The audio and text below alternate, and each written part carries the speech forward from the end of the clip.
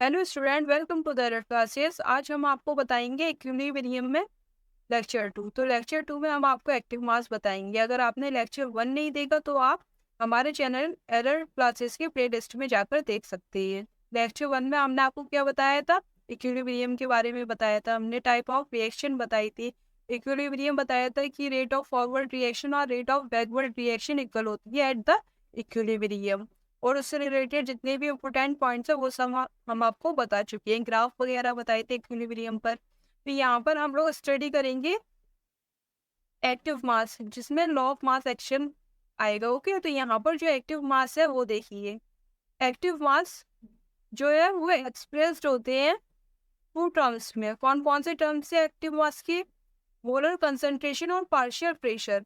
Basically आप ऐसे समझिए, जो एक्टिव मास है वो कंसंट्रेशन को एक्सप्रेस करने के टर्म में मोलर कंसंट्रेशन या पार्शियल प्रेशर, और कुछ नहीं है। एक्टिव मास कुछ अलग से नहीं आया। पहले जो नाम था कंसंट्रेशन का वो एक्टिव मास बोल दिया, ठीक है। उस टाइम पे क्या बोल दिया? Active mass. फिर इसको मॉडिफाई किया तो इसका न्यू नेम क्या आया? मोलर कंसंट्रेशन और पार्शियल प्रेशर। ये है। तो दो टर्म में एक्सप्रेस करेंगे हम इसको, एक्टिव मास को। Molar concentration and partial pressure. Molar concentration क्या होता है? मोल पर लीटर इसकी यूनिट है। मोलर कंसंट्रेशन आप ये तो जानते हैं। कंसंट्रेशन का फॉर्मूला क्या होता है? Mole upon volume. बहुत सिंपल है। तो मोल का यूनिट क्या होता है? मोल। और वॉल्यूम का लीटर। तो यहाँ पर जो मोलर कंसंट्रेशन है आप उसकी यूनिट क्या लेंगे? मोल पर लीटर। तो यहाँ पर मोल को दूसरे फॉर्मूले से कंसंट्रेशन को आप लिख सकते हैं। ये जो मोल है उसको किस में कन्वर्ट करेंगे? वेट या mass upon molar mass, capital M. और ये जो वॉल्यूम है इसको कैपिटल वी से कर सकते हैं, डिनोट। राइट। तो ये फॉर्मूला आ गया। तो ये सेम फॉर्मूला है, W upon capital M into V, volume litre में। तो इस तरह आपने कंसंट्रेशन को एक्सप्रेस कर दिया। मोलर कंसंट्रेशन है क्योंकि यहाँ पर मोल आ रहा है। सेकंड देखिए, पार्शियल प्रेशर। पार्शियल प्रेशर का फॉर्मूला क्या होता है? कैसे निकालेंगे आप इसे पार्शियल प्रेशर को? ये देखिए, जो पार्शियल प्रेशर है, प्रेशर की आप यूनिट तो जानते हैं, एटीएम होता है, एटमॉस्फेयर। इसकी यूनिट जो प्रेशर है उसको किसमें किसमें मेजर किया जाता है? एटीएम में। तो यहाँ पर जो पार्शियल प्रेशर है उसका देखिए फॉर्मूला क्या है? Partial pressure is equal to total pressure. Total pressure आपको क्वेश्चन में दिया गया होगा, into mole fraction. Mole fraction आप निकालना जानते ही हैं, मोल कॉन्सेप्ट से हमने आपको समझा दिया है। मोल कॉन्सेप्ट से आप निकालना जानते हैं। तो कैसे निकालेंगे आप? ये देखिए कैसे निकालेंगे आप मोल फ्रैक्शन को। किसी भी गैस के लिए होता है मोल फ्रैक्शन। तो यहाँ पर मोल फ्रैक्शन निकालने के लिए क्या करते हैं आप? जिसके आप निकालेंगे, सपोज आप किसी कोई गैस है ए, कोई मिक्सचर है, सपोज करिए कंटेनर है, उसमें मिक्सचर है। हमने आपको पहले भी बताया लेकिन और रिपीट कर रहे हैं। उसमें ए गैस है और बी गैस है, ये दोनों गैस इसमें भरी हुई हैं। आपको मोल फ्रैक्शन निकालना है ए का। इस पूरे मिक्सचर में मोल फ्रैक्शन किसका निकालना है? ए का। तो आप कैसे निकालेंगे? Mole of A upon total mole of mixture. Mole of A plus mole of A plus mole of B, ऐसे निकालेंगे आप। तो यहाँ पर ये क्या आ गया? टोटल मोल है। और ये मोल ऑफ ए जिसके निकालने होते हैं उसके ऊपर रखिए और टोटल मोल से डिवाइड दे दीजिए। सपोज अगर आप बी के निकालते तो बी को आप ऊपर रखते, बी के मोल फ्रैक्शन निकालते तो बी को आप ऊपर रखते। और यहाँ पर ये बी, मोल ऑफ बी और total mole, mole of A plus mole of B. तो इस तरह आप मोल फ्रैक्शन निकालेंगे। तो पार्शियल प्रेशर का जो फॉर्मूला है वो क्या होगा? Partial pressure is equal to total pressure, ये टोटल प्रेशर है, इनटू मोल फ्रैक्शन गैस के लिए निकालेंगे, फॉर गैसेस। और इस प्रेशर का जो यूनिट है वो एटमॉस्फेयर होता है। तो एक्टिव मास को आपने दो टर्म में एक्सप्रेस कर दिया, कंसंट्रेशन की टर्म में और प्रेशर की टर्म। यहाँ देखिए, for pure solids and liquids active mass 1 होता है। प्योर सॉलिड और लिक्विड का एक्टिव मास हम क्या लेकर चलते हैं? 1। क्यों लेकर चलते हैं वो देखिए, because density and molar mass is constant. जो सॉलिड है या लिक्विड है उसकी डेंसिटी और मोलर मास जो है वो कांस्टेंट होती है। देखिए एक्टिव मास क्या है, मोलर कंसंट्रेशन के टर्म में लिख रहे हैं। ये क्या है, मोलर कंसंट्रेशन। तो यहाँ पर मोल को मास या वेट अपॉन मोलर मास या मॉलिक्यूलर वेट के फॉर्म में लिख दिया है आपने। यहाँ पर वॉल्यूम है इनटू, अब ये जो W अपॉन V है, मास अपॉन वॉल्यूम जो है वो क्या है, डेंसिटी। डेंसिटी का फॉर्मूला क्या होता है, मास अपॉन वॉल्यूम या वेट अपॉन वॉल्यूम। तो ये डेंसिटी निकल के आए यहाँ से। अब डेंसिटी जो है वो सॉलिड और लिक्विड की कांस्टेंट है, और ये जो मोलर मास है किसी भी सॉलिड या लिक्विड के लिए वो भी कांस्टेंट है। अब ये जब कांस्टेंट है तो एक्टिव मास भी कांस्टेंट है, इसलिए एक्टिव मास को आपने क्या ले लिया, यूनिटी मतलब 1। उसकी वैल्यू आप क्या लिखेंगे, 1। 1 लेकर चलेंगे, मान के चलेंगे एक्टिव मास की वैल्यू क्या है, 1 है। और मैंने आपको बता दी किस तरह आपने मानी है। यहाँ पर डेंसिटी कांस्टेंट होती है और मोलर मास कांस्टेंट होती है, माना नहीं है मतलब होती है। तो यहाँ पर डेंसिटी और मोलर मास दोनों ही कांस्टेंट हैं। But solution active mass is not unity. Solution होता है कोई भी मिक्सचर, जो सॉल्यूशन वगैरह बनाते हैं हम लोग, उसका एक्टिव मास यूनिटी नहीं होता, उसका कुछ ना कुछ एक्टिव मास होता है, उसकी वैल्यू आप निकालेंगे। अब यहाँ देखिए लॉ ऑफ मास एक्शन, ये किसने दिया था, गुलबर्ग एंड वेगे ने दिया था, 1864 में दिया था। अच्छा, यहाँ पर मैंने आपको बताया एक्टिव मास में अगर आपको किसी भी कंपाउंड का मास देगा क्वेश्चन में, राइट, मास देगा, मॉलिक्यूलर वेट आपको पता होगा और वॉल्यूम आपको देगा क्वेश्चन में, तो आप एक्टिव मास निकाल लेंगे।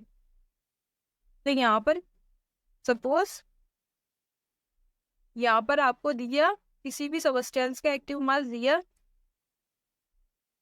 अगर यहाँ पर आपको कैल्शियम कार्बोनेट का दे रहे हैं तो आप इसका एक्टिव मास कैसे निकालेंगे।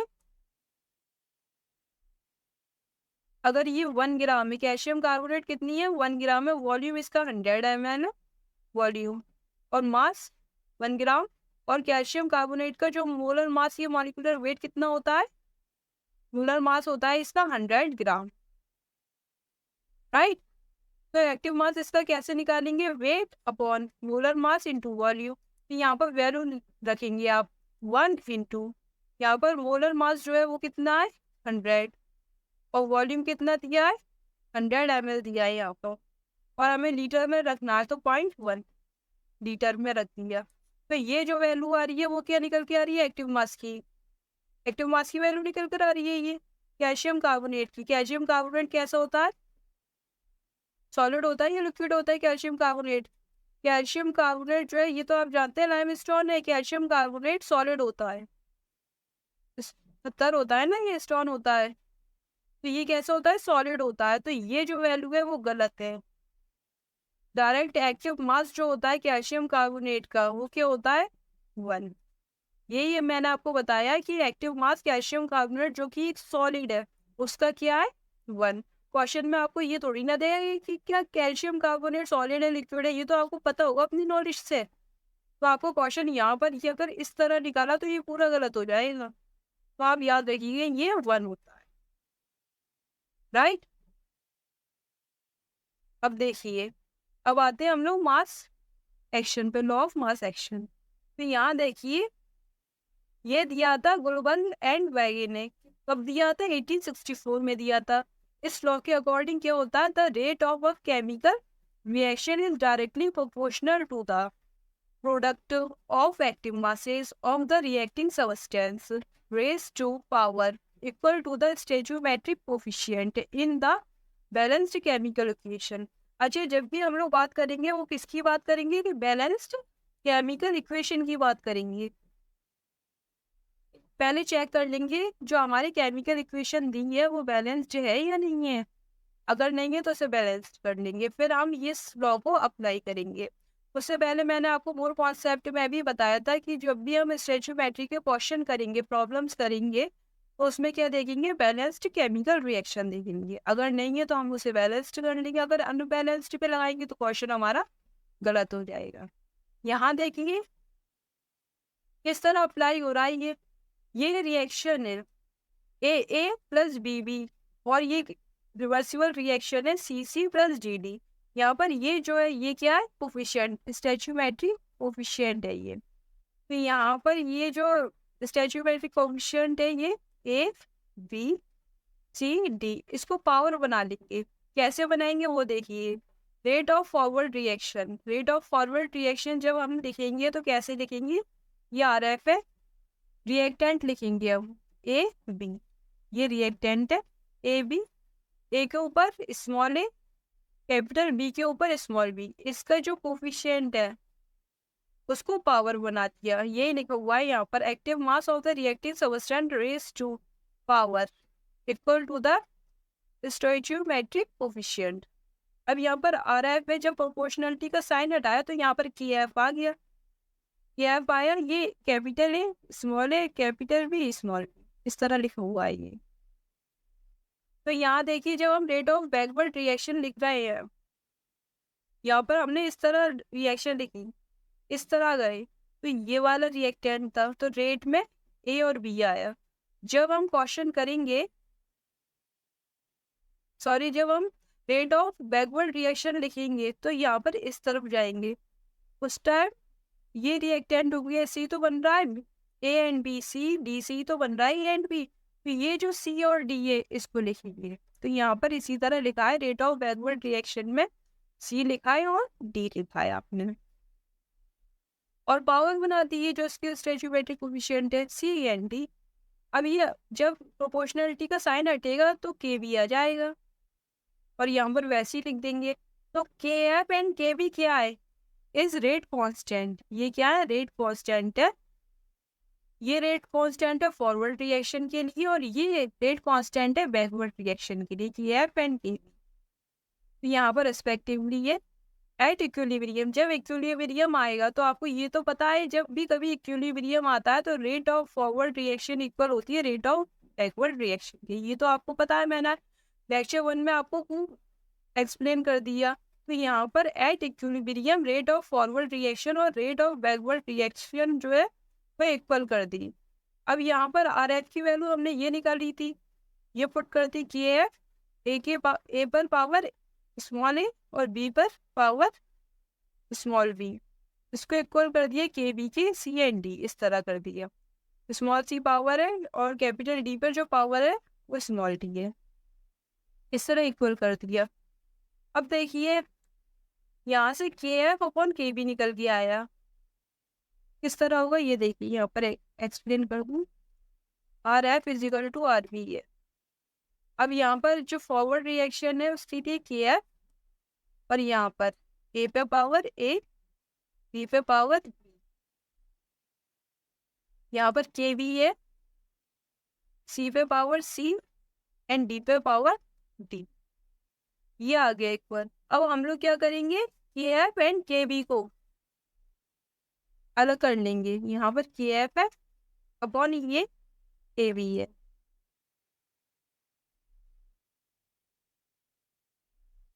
इस तरह लिख दिया।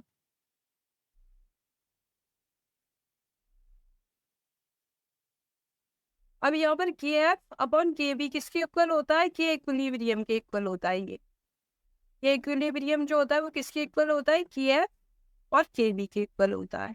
और यहाँ पर ये जो कंसंट्रेशन है, कंसंट्रेशन सी की, ये कंसंट्रेशन है C and D A and B, ये सब कंसंट्रेशन है मोल अपॉन वॉल्यूम। तो ये किसकी कंसंट्रेशन है, concentration of product upon concentration of reactant. तो यहाँ पर ये इक्वल हो गया, तो के इक्विलिब्रियम किसके इक्वल हो गया, के एफ अपॉन के बी के, और के इक्विलिब्रियम किसके इक्वल हुआ, प्रोडक्टिव कंसंट्रेशन के अपॉन रिएक्टेंट की कंसंट्रेशन के इक्वल हो गया। तो इस तरह सिंप्लीफाई कर दिया हमने के इक्विलिब्रियम। ओके, अब देखिए ये इक्विलिब्रियम कांस्टेंट कहलाता है, कि इक्विलिब्रियम क्या कहलाता है, इक्विलिब्रियम कांस्टेंट होता है ये। तो ये आपको याद रखना है, ये सब आपको याद रखना है कि इक्विलिब्रियम इक्वल होता है फॉरवर्ड और बैकवर्ड रेट कांस्टेंट की, ये अपॉन में है, और यहाँ पर ये प्रोडक्ट की कंसंट्रेशन है, ये रिएक्टेंट की कंसंट्रेशन है। किस तरह लिखनी है? कोफिशिएंट को पावर बनाकर लिखनी है आपको। यहाँ देखिए इक्विलिब्रियम कांस्टेंट के इक्विलिब्रियम के बारे में बात की जाएगी। यहाँ देखिए इक्विलिब्रियम कांस्टेंट को रिप्रेजेंट किया जाता है कंसंट्रेशन की टर्म में, जिसको केसी कहते हैं। अगर पार्शियल प्रेशर की टर्म में आप कर रहे हैं तो उसे क्या कहेंगे? केपी, केपी से डिनोट करेंगे। और अगर कंसंट्रेशन के टर्म में तो केसी से। तो यहाँ देखिए केसी कंसंट्रेशन ऑफ सी, और उसकी पावर जो स्टोइचियोमेट्रिक कोफिशिएंट है उसकी पावर बना दिया है। यहाँ डी की कंसंट्रेशन स्मॉल डी को पावर बना दिया है ए एंड बी। इस तरह आपको लिखना है, ये सब कंसंट्रेशन है, ए बी सी डी क्या है? कंसंट्रेशन। और यहाँ पर के पी को किस तरह लिखना है? पी सी, और जो उसका कोफिशिएंट है उसको पावर बना दिया है P D D P A P V. ये सब क्या है? पार्शियल प्रेशर रहेंगे। ये सब क्या है? Partial pressure C D A, ये है। और पार्शियल प्रेशर को कैसे निकालेंगे? Total pressure into mole fraction, जिसका निकालना है पार्शियल प्रेशर उसका मोल फ्रैक्शन, राइट। अब यूनिट देखिए, यूनिट ऑफ केसी, केसी की यूनिट क्या है? यहाँ पर ये जो है ये कंसंट्रेशन है, C D A B concentration है। कंसंट्रेशन की यूनिट क्या होती है? मोल पर लीटर। और यहाँ पर अलग से डेल्टा एन जी आ जाएगा। डेल्टा एन जी किस तरह निकालेंगे उसकी बात हम लोग आगे करेंगे। और मोल पर लीटर को आप मोलर भी कह सकते हैं, कहते हैं ही मोलर, और उसको पावर बना देते हैं डेल्टा एन जी। यहाँ पर ये डेल्टा एन जी है, ये डेल्टा एन जी। मोल पर लीटर को कैसे लिख सकते हैं? कैपिटल एम से, जिसे मोलर कहेंगे। यहाँ देखिए unit of KP is equal to ATM, ये भी डेल्टा एन जी। इस तरह ये पार्शियल प्रेशर है, इसलिए यहाँ पर एटीएम हमारा एटमॉस्फेयर, ये डेल्टा एन जी को पावर बना दिया है यहाँ पर। तो इस तरह यूनिट निकाल देंगे आप केपी की एंड केसी की। अब यहाँ पर देखिए डेल्टा एन जी आप कैसे कैलकुलेट करेंगे? तो डेल्टा एन जी क्या होता है? Sum of stoichiometric coefficient of gaseous product and stoichiometric coefficient of gaseous reactant को माइनस करना है आपको। प्रोडक्ट में ऐसे माइनस कर देना है स्टोइचियोमेट्रिक कोफिशिएंट, ओके। और गैसियस के लिए सॉलिड और लिक्विड की बात नहीं चल रही, सॉलिड एंड लिक्विड की बात नहीं चल रही यहाँ पर, इसके लिए नहीं है, सिर्फ गैस के लिए है। ये गलत हो जाएगा अगर सॉलिड या लिक्विड होगा तो, उसके लिए हम कैलकुलेट नहीं करेंगे। प्रोडक्ट में से रिएक्टेंट को माइनस करना है, तब आपका डेल्टा एन जी निकल के आ जाएगा, और वो पावर बन जाएगा जो यूनिट बताइए केसी एंड केपी की। एग्जाम्पल देखिए किस तरह आप डेल्टा एन जी निकालेंगे। यहाँ पर जो कोफिशिएंट है यहाँ पर ये 1 है, यहाँ पर स्टोइचियोमेट्रिक कोफिशिएंट कितना है? 3 है, ये 2 है, राइट। तो डेल्टा एन जी आप कैसे निकालेंगे? Delta N G is equal to, यहाँ पर सबसे पहले प्रोडक्ट की लिखी जाएगी, ये प्रोडक्ट है, इस साइड प्रोडक्ट होता है, जो रिएक्शन का राइट हैंड साइड है वो प्रोडक्ट है, लेफ्ट हैंड साइड क्या होते हैं? ये रिएक्टेंट्स हैं, N2 एंड H2। तो यहाँ पर डेल्टा एन जी है, ये प्रोडक्ट है, ये 2 माइनस, माइनस का साइन है, ये माइनस का साइन है, तो यहाँ पर माइनस। अब रिएक्टेंट, सारे रिएक्टेंट के कोफिशिएंट लिखे जाएंगे। तो यहाँ पर ये 1 है और यहाँ पर 3 है, 1 + 3 लिख दिया आपने। अब क्या आया? 2 - 4, यहाँ पर क्या आएगा? माइनस का 2 आएगा। डेल्टा एन जी की वैल्यू क्या आ रही है? -2। अच्छा, यहाँ पर ये सब गैस है, ये भी गैस है, ये भी गैस है। अब यहाँ पर देखिए second example, delta N G निकालने के लिए कैल्शियम कार्बोनेट है, ये सॉलिड होता है, याद रखिएगा सॉलिड होता है ये। कैल्शियम ऑक्साइड ये भी सॉलिड है। कार्बन डाइऑक्साइड ये गैस है, CO2। तो यहाँ पर गैस को लिखेंगे, ये गैसियस है। यहाँ देखिए delta N G is equal to, यहाँ पर ये जो है प्रोडक्ट में से कैल्शियम ऑक्साइड को नहीं लेंगे, इसका कोफिशिएंट इसको नहीं लेंगे, ये भी 1 है, ये भी 1 है, ये भी 1 है। तो यहाँ पर इसको लेंगे, ये ले लेंगे क्योंकि ये गैस है, 1 माइनस, यहाँ पर ये क्या है? सॉलिड, इसको भी नहीं लेंगे, तो ये 0। तो क्या मिला आपको? 1। डेल्टा एन जी इसका कितना है? 1 है, ये 1 है, ये -2 है। अब यहाँ पर नेक्स्ट देखिए थर्ड, H2 ये गैस है, ये भी गैस है, ये भी गैस है। ये पहले आपको देखना है गैस है या सॉलिड है। सॉलिड है तो आप लेंगे नहीं, उसको कंसीडर नहीं करेंगे डेल्टा एन जी निकालने में। तो यहाँ पर डेल्टा एन जी निकालेंगे आप, तो यहाँ पर प्रोडक्ट का कितना है, कोफिशिएंट 2 माइनस यहाँ पर ये 1 है, ये 1, यहाँ पर 1 + 1 कितना निकल के आया, तो ये 2 - 2 0। तो इसका डेल्टा एन जी निकल के आया 0। तो इस तरह आप डेल्टा एन जी निकालेंगे। मैंने आपको बता दी किस तरह आपको डेल्टा एन जी निकाल। यहाँ देखिए question, in a reaction vessel of 2 litre capacity 3 mole of N2 react with 2 mole of O2। यहाँ पर रिएक्शन हो रही है N2 की एंड O2 की, to produced 1 mole of NO। What is the molar concentration of N2 at equilibrium. Equilibrium में आपको बताना है, जब इक्विलिब्रियम आ जाएगा, अचीव हो जाएगा, तो N2 की कंसंट्रेशन बतानी है आपको, मोलर कंसंट्रेशन। यहाँ पर क्या है, मोलर कंसंट्रेशन ऑफ N2। यहाँ देखिए किस तरह करेंगे आप इस क्वेश्चन को solve. N2 + O2 balanced chemical reaction है या नहीं है, ये देखना है पहले। 2NO, वरना जब आप स्टैच्यूमेट्री लगाएंगे तो वो गलत हो जाएगा। 2NO ये बैलेंस्ड है, N2 + O2 2NO बना दिया। अब ये जो N2 है वो 3 मोल दिए, इनिशियल मोल जो दिए है Ni, इनिशियल कितने 3 मोल, और ये कितने है, ये 2 है, और प्रोड्यूस्ड हो रहा है 1 मोल ऑफ N, ये 2 है। इनिशियल मोल की बात चल रही है एट इक्विलिब्रियम। जब इक्विलिब्रियम आया, एट इक्विलिब्रियम पे कितने होंगे, वो देखिए कैसे होंगे, 3 में से x डिसोसिएट होगा। यहाँ पर ये 2 है तो 2 में से x डिसोसिएट होंगे। अगर यहाँ पर कोफिशिएंट जो स्टैच्यूमेट्री कोफिशिएंट अगर ये 1 है तो यहाँ पर x हो रहा है। अगर यहाँ पर 2 होता तो यहाँ पर 2x होते, राइट। यहाँ पर कुछ नहीं है, 1 है, तो यहाँ पर x डिसोसिएट हो रहे हैं, इस बात को याद रखेंगे आप।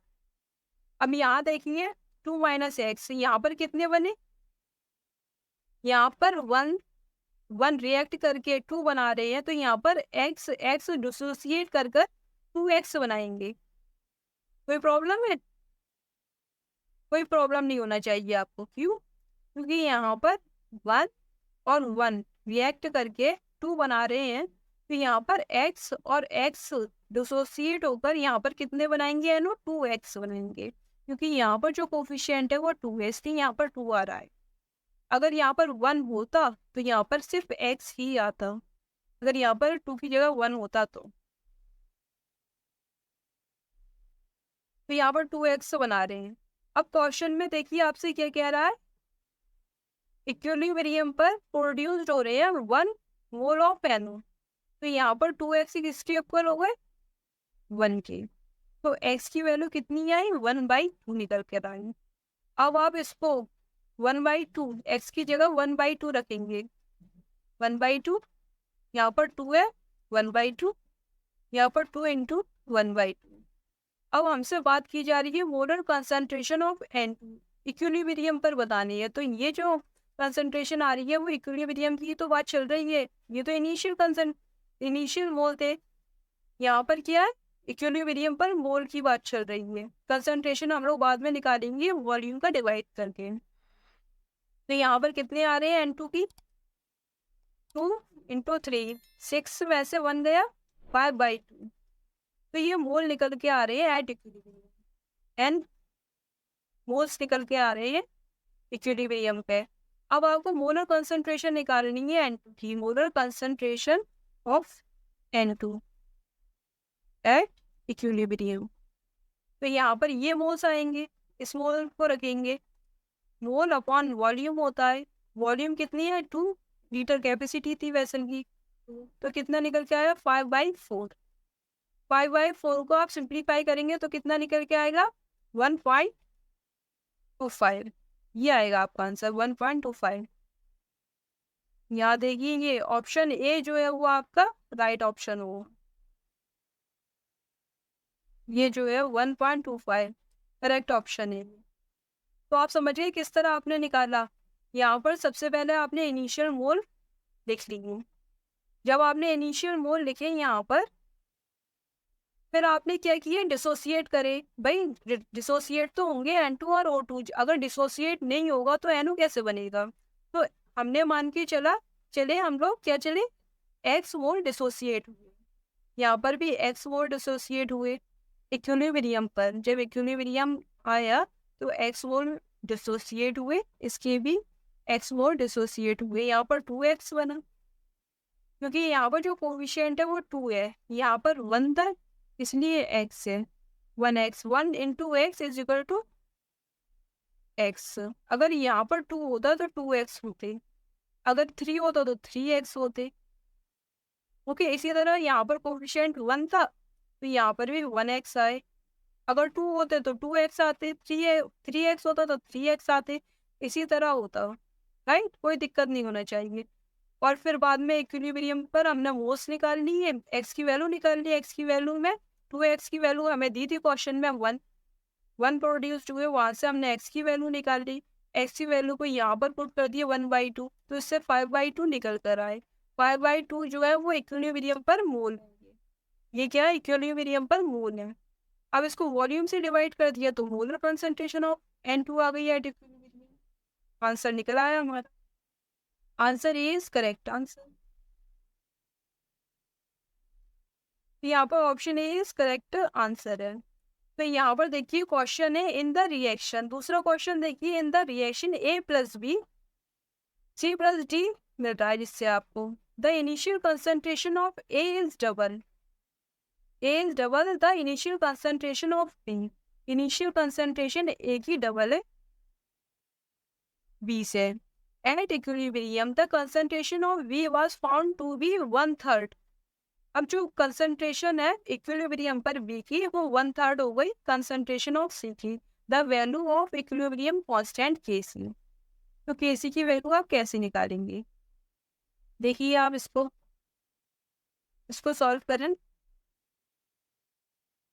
A प्लस बी मिलकर क्या बना रहे हैं, C प्लस डी। और यहाँ पर क्वेश्चन में क्या रहेंगे, A is double the initial concentration of B, मतलब ये 2A है A, और ये A होगा। अगर ये A है तो ये 2A है, डबल है इसका। यहाँ पर ये 2A है और ये A है। इनिशियल मोल हमें दिए Ni, इनिशियल मोल दिए। अब जब इक्विलिब्रियम आएगा एट इक्विलिब्रियम, तो इक्विलिब्रियम के मोल कैसे निकालेंगे आप, 2A माइनस एक्स। राइट, अब यहाँ पर A है, A माइनस एक्स B के लिए निकाल रहे हैं। यहाँ पर ये A के लिए, पेन का कलर चेंज करते हैं। यहाँ पर ये A के लिए और यहाँ पर A माइनस एक्स, क्योंकि यहाँ पर जो कोफिशिएंट है स्टैच्यूमेट्रिक कोफिशिएंट ये 1 था, यहाँ पर ही 1 है, तो x और x है मिलकर C प्लस डी बना रहे हैं। तो यहाँ पर C x और D भी x बनेगा। x डिसोसिएट हुए तो x बन रहा है। राइट, अब देखिए यहाँ पर देखिए अब क्या बताया, जब इक्विलिब्रियम आया तो कंसंट्रेशन जो है B was found to be 1/3 of the concentration of C। B जो है वो 1/3 हुई कंसंट्रेशन ऑफ C, कब, इक्विलिब्रियम पर। तो यहाँ पर देखिए A माइनस एक्स ये B की कंसंट्रेशन है और C की कंसंट्रेशन कितनी है x, ये इसकी कितनी हो गई 1/3। तो यहाँ पर यहाँ पर क्या हो रहा है, x की वैल्यू निकालेंगे हम लोग। तो यहाँ पर 1/3 x प्लस एक्स, तो यहाँ पर निकल के आएगी 4x3। तो यहाँ पर x की वैल्यू निकल कर आई 3A/4, ये निकल कर आई x की वैल्यू। अब यहाँ पर आप x की वैल्यू की जगह आप क्या करेंगे, इसको पुट कर देंगे 2A माइनस 3A/4। यहाँ पर पुट भी कर सकते हो और डायरेक्ट भी हम लोग Kc की वैल्यू लिख सकते हैं। देखिए Kc निकालते हैं, Kc इज इक्वल टू यहाँ पर आएगा पहले प्रोडक्ट की कंसंट्रेशन, उसके बाद रिएक्टेंट की कंसंट्रेशन, यहाँ पर ए और बी। अच्छा, यहाँ पर जो है वो पावर जो है वो 1 आएगी, क्योंकि यहाँ पर जो कोफिशिएंट है वो 1 है, यहाँ पर भी 1, यहाँ पर भी 1, तो इसलिए हम लोग लिख नहीं रहे, उससे कोई फर्क नहीं पड़ेगा। अब यहाँ पर देखिए सी की वैल्यू क्या है, यहाँ पर एक्स है। अच्छा, यहाँ पर जो है आप सोच रहे होंगे ये सी और डी जो है वो कंसंट्रेशन है, और मैम ने यहाँ पर ये मोल लिखा है, ये सब क्या है, मोल्स है। He was found to be 1/3 of the concentration of C। यहाँ पर कोई भी हमको क्या नहीं दिया गया, वॉल्यूम नहीं दिया गया। तो यहाँ पर क्या करेंगे हम लोग, जो कंसंट्रेशन है या मोल है उसको एक ही बात समझेंगे। ओके, क्या समझेंगे, क्योंकि यहाँ पर जो जब आप केसी निकालेंगे, देखिए पहले समझिए, ये जो है जब आप यहाँ पर केसी निकालेंगे तो यहाँ जो एक्स की जो कंसंट्रेशन, जो सी की डी की कंसंट्रेशन आएगी, यहाँ पर ए बी सी डी की जो कंसंट्रेशन आएगी, उसमें जो वॉल्यूम होगा वो कैंसिल आउट हो जाएगा। कैसे, क्योंकि यहाँ पर जो डेल्टा एन जी है वो कितना आ रहा है, 0 आ रहा है यहाँ पर, तो -2 0 हो जाएगा, 1 + 1, और प्रोडक्ट माइनस रिएक्टेंट की कंसंट्रेशन है यहाँ पर, तो 0 आ रहा है। जब 0 आता है तो क्या होता है कि इसी में से वॉल्यूम जो है वो कैंसिल आउट हो जाएगा। जब आप x/v या x/v ये रखेंगे, a - x 2a माइनस, इसके नीचे v लिखेंगे तो यहाँ पर सब में v आएगा, तो ये क्या होगा, v² और v² हो जाएगा, तो ये कैंसिल आउट हो जाएगा। तो इसलिए अगर हम वॉल्यूम नहीं भी कंसीडर कर रहे हैं तो अभी चल जाएगा, हमारे केसी की वैल्यू जो है वो सही निकल कर आएगी, क्योंकि जो केसी है वो वॉल्यूम पर क्या नहीं हो रहा, डिपेंड ही नहीं कर रहा वॉल्यूम पर, क्योंकि डेल्टा एन जी की वैल्यू 0 है। इसलिए यहाँ पर एन आई जो है वो सी आई के इक्वल होगा, और यहाँ पर एन इक्विलिब्रियम जो है वो सी इक्विलिब्रियम के इक्वल होगा। कंसंट्रेशन और मोल जो है वो एक ही बात होगी। तो यहाँ पर जो मोल है उसको हमने क्या ले लिया, कंसंट्रेशन ले लिया है, क्योंकि जो केसी है वो वॉल्यूम पे डिपेंड नहीं करेगा। क्यों, क्योंकि यहाँ पर डेल्टा एन जी की वैल्यू 0 है, वॉल्यूम कैंसिल आउट हो जाएगा, इसलिए हम लोग डायरेक्ट ले रहे हैं, तो आप कंफ्यूज नहीं होइएगा, राइट। x इंटू एक्स सी और डी की, अब यहाँ पर ये जो है तो a - x, यहाँ पर a - x ये आ गया। अब यहाँ पर x की वैल्यू कितनी दी है, 3a/4, 3a/4 इंटू 3a/4, यहाँ पर कितना आया, 2a माइनस 3a/4, और यहाँ पर a - x जो है वो कितना आ रहा है, a - 3a/4, तो यहाँ पर 3a/4 है, और यहाँ पर भी 3a/4 है, और नीचे देखिए यहाँ पर 4 है, 4 2 जो 8, 8 में से 3 गया, 5a/4 आया यहाँ पर, और यहाँ पर 4a है तो यहाँ पर a/4 आएगा, और ये जो 4 है वो क्या होगा, कैंसिल आउट, ए कैंसिल आउट हो जाएगा। यहाँ पर क्या आएगा, 3 इंटू 3, और यहाँ पर 5 आ जाएगा, तो 9/5 आ रहा है। ये क्या आ रहा है, 9/5 आ रहा है, ये जो वैल्यू, तो 9/5 सिंप्लीफाई करेंगे तो क्या होगा, यहाँ पर 9/5 1, और यहाँ पर कितना बचा, 4, 5 8 जा 40, 1.8 आंसर आ रहा है। Option A is correct option है आपका, 1.8 केसी की वैल्यू इक्विलिब्रियम कांस्टेंट है, जो कंसंट्रेशन टर्म में आपने दिखाया है। तो इस तरह आपने आंसर निकाल लिया, कोई प्रॉब्लम नहीं होना चाहिए आपको। यहाँ पर मोल और कंसंट्रेशन बात एक है, क्योंकि जो कंसंट्रेशन है वो वॉल्यूम पर डिपेंड, कंसंट्रेशन तो वॉल्यूम पर डिपेंड करती है, बट जो केसी है वो वॉल्यूम पर डिपेंड नहीं कर रहा है इस रिएक्शन में, क्योंकि ये delta N G is equal to 0, right. इससे पहले जो हमने क्वेश्चन किया था उसमें हमने वॉल्यूम रखा था ना, जब हमने ये देखिए N2 की जब कंसंट्रेशन निकाली थी, तो यहाँ पर जो है ये वॉल्यूम हमने रखा था। अलग से निकाला था, लेकिन केसी में जब हमने निकाला तो वॉल्यूम नहीं लगा क्योंकि delta N G is equal to 0। और इस तरह आपका ये क्वेश्चन बहुत सिंपल तरीके से सॉल्व हो गया। Relation between KP and KC, यहाँ देखिए KP is equal to KC R T पर पावर डेल्टा एन जी। ये डेल्टा एन जी की वैल्यू हमने आपको निकालना सिखा दी। आर जो है वो क्या है, गैस कांस्टेंट है। आर क्या है, गैस कांस्टेंट है, ये आप जानते हैं। टेम्परेचर जो है केल्विन में है, यहाँ पर टी टेम्परेचर है। केसी आपको पता है, केपी ये भी पता है आपको। अगर आप इसको लॉग के टर्म में लिखेंगे, वो कैसे लिखेंगे, log KP is equal to log KC. यहाँ पर ये जो पावर है ये आगे आ जाएगी डेल्टा एन जी और यहाँ पर लॉग आर टी, राइट। तो इस तरह आप लिखेंगे केपी लॉग के टर्म में। ये जो इक्वेशन है यहाँ पर देखिए, आर जो है वो क्या है, गैस कांस्टेंट, उसकी वैल्यू है 0.082 litre ATM per mole kelvin. इसकी जो सिंपल वैल्यू है 0.082, कैलकुलेशन इजी करने के लिए जो क्वेश्चंस आप करेंगे उसमें कैलकुलेशन इजी करने के लिए जो वैल्यू रखेंगे वो क्या लिखेंगे, 1/12। 1/12 ये वैल्यू आप रखेंगे। Litre ATM per mole kelvin, temperature आप केल्विन में लेंगे।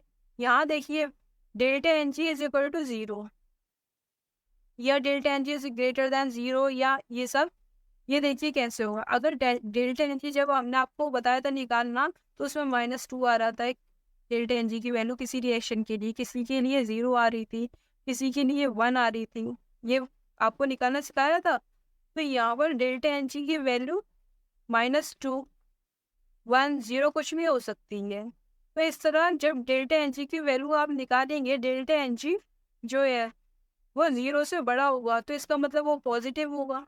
वैल्यू क्या होगी डेल्टा एन जी की, पॉजिटिव, तो के पी भी बड़ा होगा के सी से। अगर डेल्टा एन जी छोटा होगा 0 से, मतलब negative value, delta N G negative होगा, तो के पी छोटा होगा के सी से, राइट। यहाँ पर के पी है, ये के सी है। अगर डेल्टा एन जी 0 के बराबर आ रहा है, इस रिएक्शन में आया था, डेल्टा एन जी किसके बराबर आया था, 0 के बराबर, 2 -2, डेल्टा एन जी की वैल्यू आई थी 0 निकल कर, तो क्या होगा, के पी इक्वल होगा के सी के। यहाँ पर 0 आएगा तो ये जो पूरी वैल्यू है ये 1 के बराबर हो जाएगी, तो के पी के सी के इक्वल होगा। तो ये आप समझ गए। तो ये बात आपको याद रखनी है, डेल्टा एन जी की सारी condition, positive, negative, equal to 0, K P का क्या रिलेशन होगा। अब यहाँ देखिए application of equilibrium constant. Equilibrium constant की एप्लीकेशन क्या क्या है वो देख लीजिए। फर्स्ट है एक्सटेंट ऑफ रिएक्शन। जो रिएक्शन होती है वो उसमें प्रोडक्ट ज़्यादा बनेगा या रिएक्टेंट ज़्यादा बनेगा, क्या बनेगा, स्टेबिलिटी वगैरह, वो देख बाद में बात करेंगे। लेकिन एक्सटेंट ऑफ रिएक्शन में ये देखिए कि इक्विलिब्रियम को कैसे निकालते हैं, प्रोडक्ट अपॉन रिएक्टेंट की कंसंट्रेशन। ऊपर प्रोडक्ट की कंसंट्रेशन होती है, नीचे किसकी कंसंट्रेशन होती है, रिएक्टेंट की कंसंट्रेशन होती है। फर्स्ट देखिए, इफ के इक्विलिब्रियम ग्रेटर हो या इक्वल हो किससे, 10⁻³ देन प्रोडक्ट ज्यादा होगा कंपेयर टू रिएक्टेंट, तो रिएक्शन क्या होगी, फॉरवर्ड डायरेक्शन में। तो फॉरवर्ड रिएक्शन जो होगी वो डोमिनेंट होगी। तो यहाँ पर जैसे रिएक्टेंट से प्रोडक्ट बन रहा है, अगर प्रोडक्ट ज्यादा है, तो रिएक्शन इस तरफ भी तो जा रही है, रिएक्टेंट से प्रोडक्ट बन रहा है, प्रोडक्ट की कंसंट्रेशन ज़्यादा आ रही है, तो जाहिर सी बात है जो रिएक्शन है वो फॉरवर्ड डायरेक्शन पे जा रही होगी, रिएक्शन फॉरवर्ड डायरेक्शन पे जा रही है। सेकंड देखिए, इफ के इक्विलिब्रियम जो है वो कम है किससे, 10⁻³ then product is less than reactant concentration, तो प्रोडक्ट कम होगा और रिएक्टेंट ज़्यादा होगा। अगर ये वैल्यू होगी, सपोज के इक्विलिब्रियम किसके इक्वल है, जैसे 10⁻⁻5 है इक्विलिब्रियम की वैल्यू, तो उस कंडीशन में क्या होगी, 10⁻³ से कम है ना, 10⁻⁻5, -5 कम है, तो ये यहाँ पर क्या होगा, रिएक्टेंट की कंसंट्रेशन ज़्यादा होगी, मतलब प्रोडक्ट बनने ही नहीं चाह रहा, रिएक्टेंट ज़्यादा है, तो रिएक्टेंट की कंसंट्रेशन ज़्यादा होगी, तो रिएक्टेंट की कंसंट्रेशन ज़्यादा होगी तो रिएक्शन कैसी होगी, बैकवर्ड होगी। जब रिएक्टेंट की कंसंट्रेशन ज़्यादा, प्रोडक्ट बनने ही नहीं चाह रहा, तो बैकवर्ड रिएक्शन है, प्रोडक्ट रिएक्टेंट ज़्यादा होगा। इफ 10⁻³ और 10⁻³ के बराबर, मतलब बीच में हो के इक्विलिब्रियम, इन इन दोनों के बीच में हो, तो क्या होगा, प्रोडक्ट और रिएक्टेंट बोथ आर प्रेजेंट, दोनों ही मिलेंगे आपको, प्रोडक्ट भी मिलेगा और रिएक्टेंट भी मिलेगा रिएक्शन। तो इस तरह आप आइडिया लगा सकते हैं एक्सटेंट ऑफ रिएक्शन से, प्रोडक्ट ज़्यादा होगा या रिएक्टेंट ज़्यादा होगा, मतलब रिएक्शन आपकी फॉरवर्ड डायरेक्शन में जाएगी या बैकवर्ड डायरेक्शन में जाएगी, इस वैल्यू से। जो वैल्यू है उन्हें याद रखकर आप आइडिया लगा सकते हैं रिएक्शन किस डायरेक्शन में जाएगी। तो जो रिएक्शन है वो उसी डायरेक्शन में शिफ्ट होगी जिसमें लेस स्टेबल से मोर स्टेबल कंपाउंड का फॉर्मेशन होगा। तो यहाँ पर रिएक्टेंट से प्रोडक्ट का फॉर्मेशन हो रहा है। ये इक्विलिब्रियम आप इस तरह निकालेंगे, प्रोडक्ट की कंसंट्रेशन अपॉन रिएक्टेंट की कंसंट्रेशन। तो यहाँ पर अगर के इक्विलिब्रियम की वैल्यू, जो है इक्विलिब्रियम कांस्टेंट की वैल्यू अगर ज़्यादा होगी तो आप क्या समझेंगे, प्रोडक्ट मोर स्टेबल होगा। अगर के इक्विलिब्रियम की वैल्यू कम हुई तो रिएक्टेंट मोर स्टेबल होगा। क्वेश्चन में आपको दे देगा K1 एंड K2 दे देगा, उसकी वैल्यू दे देगा, K1 की वैल्यू यहाँ पर दे दी 10⁻⁻6 दे दी, यहाँ पर 10⁻⁻9 दे दी। अब यहाँ पर के कौन सी वैल्यू ज़्यादा है, K1 की या K2 की? तो यहाँ पर जो वैल्यू ज़्यादा है वो K1 की ज़्यादा है, K1 की ज़्यादा है। तो यहाँ पर जब K1 की वैल्यू ज़्यादा है तो इसका मतलब जो इसका प्रोडक्ट होगा वो मोर स्टेबल होगा। प्रोडक्ट कैसा होगा, मोर स्टेबल होगा, मोर स्टेबल। अगर यहाँ पर कम होती तो प्रोडक्ट लेस स्टेबल होता, ये जो है उसमें लेस स्टेबल होगा प्रोडक्ट। कम है वैल्यू के इक्विलिब्रियम की, लेस स्टेबल प्रोडक्ट होगा। अगर लेस स्टेबल प्रोडक्ट होगा तो रिएक्शन किधर की तरफ शिफ्ट होगी, रिएक्टेंट की तरफ होगी। तो रिएक्टेंट कैसा होगा, मोर स्टेबल रिएक्टेंट होगा। रिएक्टेंट जब प्रोडक्ट लेस स्टेबल होगा तो ये बनना नहीं चाहेगा, तो रिएक्टेंट मोर स्टेबल होगा। दोनों ही बातें सही है इसके लिए, लेस स्टेबल प्रोडक्ट और मोर स्टेबल रिएक्टेंट। यहाँ पर प्रोडक्ट मोर स्टेबल है तो फिर क्या होगा, रिएक्टेंट लेस स्टेबल होगा, लेस स्टेबल। इस तरह अगर आपको वैल्यू दी जाए इक्विलिब्रियम कांस्टेंट की तो आप आइडिया लगा सकते हैं कि इसका प्रोडक्ट ज़्यादा स्टेबल है या रिएक्टेंट ज़्यादा स्टेबल है। अब देखिए थर्ड एप्लीकेशन क्या है इक्विलिब्रियम कांस्टेंट का, रिएक्शन कोएफिशिएंट। ये कैपिटल क्यू से डिनोट कर रहे हैं। यहाँ देखिए ये रिएक्शन है A plus B C plus D at equilibrium. जो केसी है वो इस तरह लिखा जाता है, ये तो आपको पता है। जब इक्विलिब्रियम आ जाएगा, जब रिएक्शन में रेट ऑफ फॉरवर्ड रिएक्शन और रेट ऑफ बैकवर्ड रिएक्शन दोनों ही इक्वल हो जाएंगी, तब क्या होता है, उस रिएक्शन में, उस केमिकल रिएक्शन में क्या होता है, इक्विलिब्रियम अचीव हो जाता है। तो यहाँ पर जब केसी लिखेंगे, जब इक्विलिब्रियम के टाइम पर आप केसी लिखते हैं, इक्विलिब्रियम के टाइम पर आप क्या लिखते हैं, केसी। अगर इक्विलिब्रियम नहीं आया तो उस रिएक्शन के लिए किसी भी टाइम पर अगर आप लिख रहे हैं तो आप उसको क्या लिखेंगे, क्यूसी। उसको आप क्या लिखेंगे, क्यूसी। तो यहाँ पर अगर इक्विलिब्रियम आ गया तो आप केसी लिखेंगे, अगर इक्विलिब्रियम नहीं आया तो आप क्या लिखेंगे, किसी भी टाइम पर, आगे या पीछे किसी भी टाइम पर आप इसे क्या लिखेंगे, केसी लिखेंगे।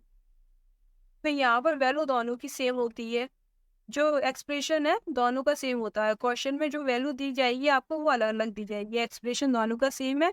सी डी ए बी कंसनट्रेशन है, ये सब सेम है। ये इक्विलिब्रियम के टाइम पर कैसी निकालेंगे, किसी भी टाइम पर निकालेंगे अगर आप, तो रिएक्शन कोएफिशिएंट निकालेंगे क्यूसी। अच्छा यहाँ पर क्यू जो है वो क्या करना चाहेगा, क्यू को एक ही काम है, वो के इक्वल होना चाहता है। वो क्या चाहता है, के इक्वल हो जाए, के को अप्रोच करता है। अगर क्यू ज़्यादा होगा, क्यू अगर के से ज़्यादा होता है तो क्या होगा, क्यू कम होना चाहेगा, के बराबर होना चाहेगा। अगर क्यू कम है के से तो ये ज़्यादा होकर के इक्वल होना चाहेगा। ये के सी को अप्रोच करेगा, इसके बराबर होना चाहेगा, राइट, इसके बराबर होना चाहेगा। अब देखिए first second third, if Q is less then के, अगर क्यू के से कम है तो क्या होना चाहेगा, के इक्वल होना चाहेगा। तो रिएक्शन कैसी होगी, फॉरवर्ड डायरेक्शन में रिएक्शन फेवर्ड होगी। अगर क्यू कम होगा के से क्यू अगर कम है केस है तो backward reaction will be favoured, backward direction में रिएक्शन होगी। थर्ड देखिए, अगर क्यू जो है वो के इक्वल है तो रिएक्शन क्या है, इक्विलिब्रियम पे है। अगर यहाँ पर के क्यू जो है अगर के इक्वल है तो कोई दिक्कत ही नहीं है क्यू को। अगर क्यू कम है तो ये के बराबर होना चाहेगा, तो इसलिए ये जो रिएक्शन है ये बैकवर्ड है, और ये क्यू जो है वो कम है के से, तो ये रिएक्शन कैसी है, फॉरवर्ड डायरेक्शन में, मतलब के को अप्रोच करना चाहेगा। मतलब बेसिक मतलब है क्यू क्या करेगा, के को अप्रोच करेगा, के बराबर होना चाहेगा। अगर बराबर है तो रिएक्शन इक्विलिब्रियम पर है, और अगर बड़ा है तो बैकवर्ड रिएक्शन, अगर छोटा है तो फॉरवर्ड डायरेक्शन में रिएक्शन फेवर्ड। इतना समझना है, बस इतनी बात याद रखनी है आपको, राइट। तो इसके साथ ये टॉपिक आपका कंप्लीट हो रहा है। अगर आपने अलर्ट क्लासेस हमारे चैनल को यूट्यूब पर सब्सक्राइब नहीं किया तो आप सब्सक्राइब कर लीजिए। फेसबुक इंस्टाग्राम पर आप हमें फॉलो कीजिए, टेलीग्राम पर आप हमें ज्वाइन कीजिए। किसी भी तरह की क्वायरीज हो, आपकी कोई भी प्रॉब्लम आ रही है आपको, तो आप कमेंट कर कर पूछ सकते हैं टेलीग्राम पर। और हमारे वीडियो लेक्चर को लाइक कीजिए, शेयर करिए अपने फ्रेंड्स के साथ, ज़्यादा से ज़्यादा शेयर करिए। Okay, thanks for watching.